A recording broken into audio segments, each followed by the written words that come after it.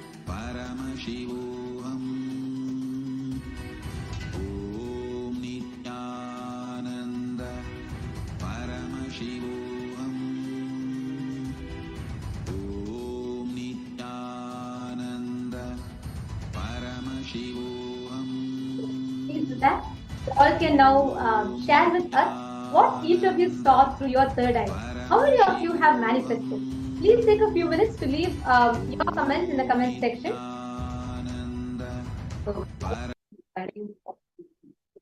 The darshan of Bhagavan Kailasanathar, and we all are so blessed because last so many days we have been preparing ourselves every single day and receiving so many powerful Bhava Samadhi darshans, and that too such ritualistically as it is happening in Tiruvannamalai, Kailasa Tiruvannamalai.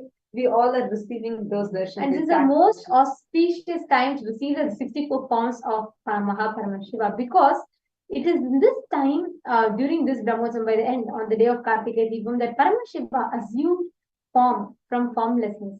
And this is also coinciding with our Jayanti celebrations. So this is a very, very, very auspicious time. Literally every the whole entire air of Kailasa, you can just touch and feel celebration happening.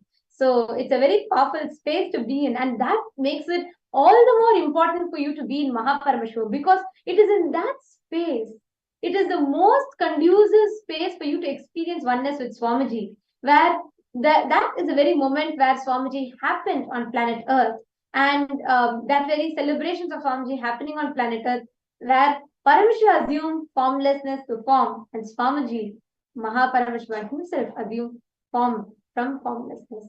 And so anybody that would like to sign up, be part of Mahaparamashivoham, and you would like to join us, and if you have the intentions, you still have some obstacles, but you have a strong intention, it is perfectly fine. Go ahead and fill up.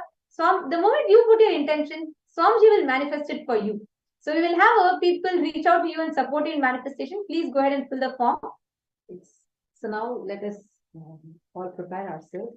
Now we are going to be understanding what is Bhava Samadhi Darshan. This very word, Bhava Samadhi. Bhava means attitude, aspect. Sama means oneness. Adi means source. So Bhava Samadhi means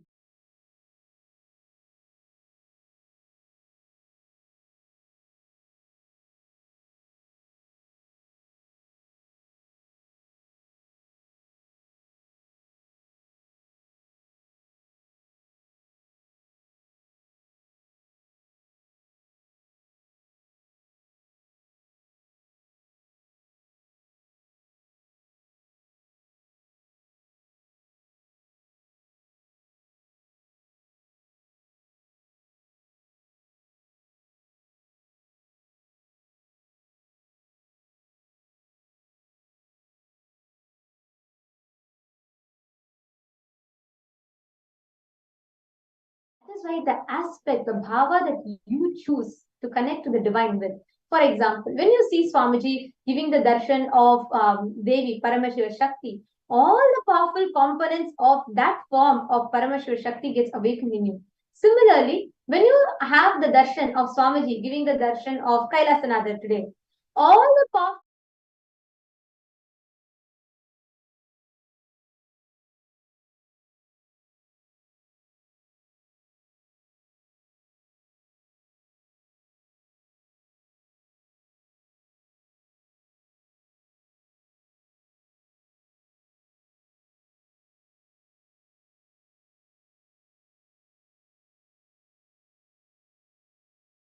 and the deities that we see in the temple, and they come down as Nijavatara. So Nijavatara, the physical embodiment.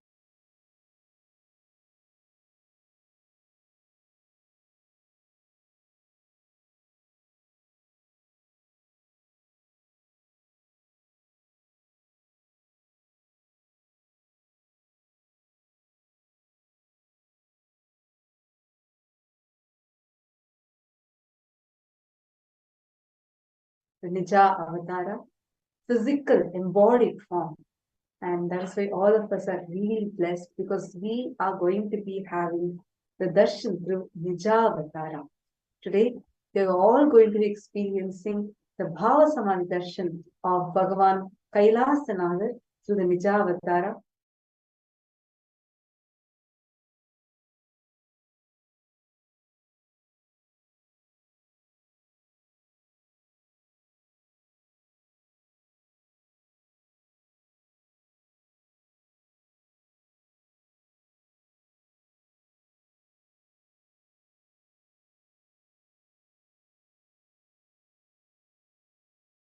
frequency, you are raised to a certain frequency. No matter which place you are sitting in, no matter how far you are, what time zone it is, and no matter which place on planet Earth you are sitting in,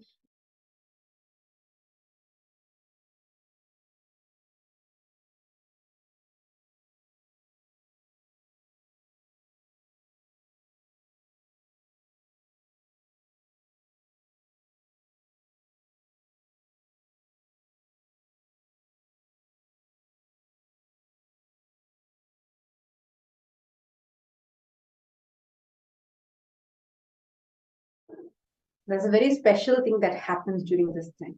Whatever is happening in Swamiji will start happening inside us. You don't need to do anything. You are just going to be sitting, and without any effort from our side, our brain neurons would start reflecting that of what is happening in Swamiji. And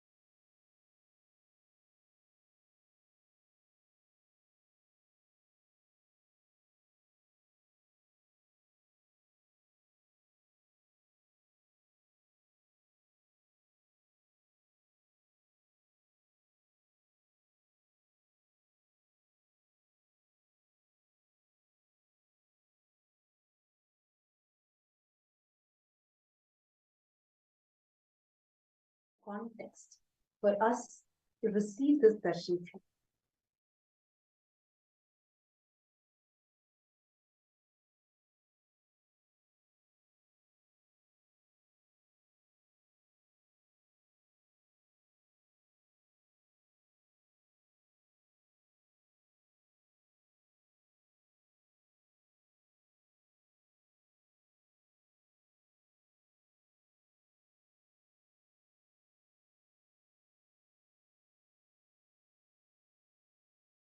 now, in the same space, we request each and every one of you that are sitting with us.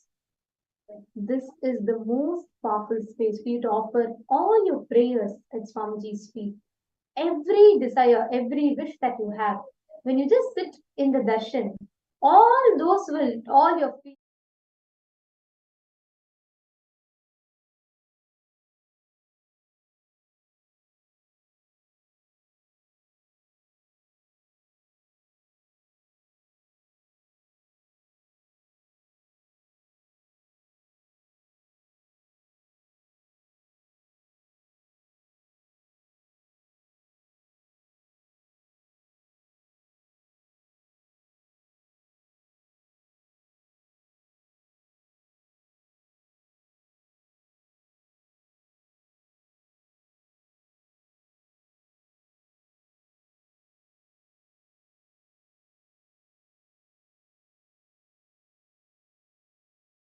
Especially when Swamiji is going to be gracing all of us as Kailasanathar, the exact form which Paramashiva is sitting in Kailasa with all the Devatas, Rishi, Ganas, everyone.